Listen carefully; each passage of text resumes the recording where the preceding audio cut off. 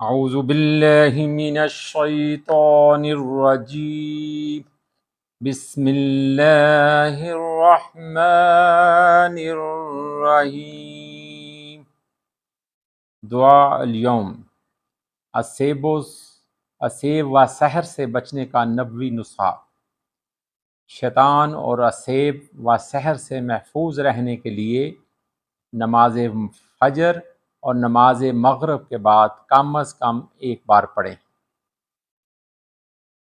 بسم اللہ الرحمن الرحیم۔ افحسبتم انما خلقناکم عبثا وانکم الینا لا ترجعون۔ فتعالى الله الملك الحق لا إله إلا هو رب العرش الكريم۔ ومن يدع مع الله إلها آخر لا برهان له به فإنما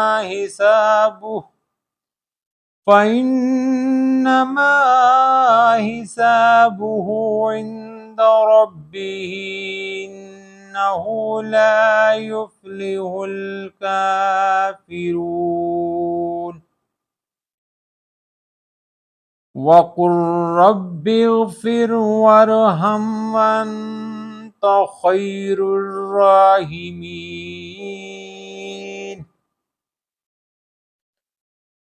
دوبارہ سنیں۔ افحسبتم انما خلقناکم عبثا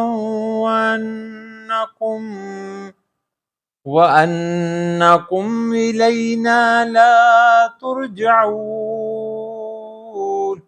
فَتَعَالَى اللَّهُ الْمَلِكُ الْحَقُّ لَا إِلَهَ إِلَّا هُوَ رَبُّ الْعَرْشِ الْكَرِيمِ۔ وَمَن يَدْعُ مَعَ اللَّهِ إِلَٰهًا آخَرَ لَا بُرْهَانَ لَهُ بِهِ فَإِنَّمَا حِسَابُهُ عِندَ رَبِّهِ إِنَّهُ لَا يُفْلِحُ الْكَافِرُونَ۔ وَقُل رَّبِّ اغْفِرْ وَارْحَمْ وَأَنتَ خَيْرُ الراحمین۔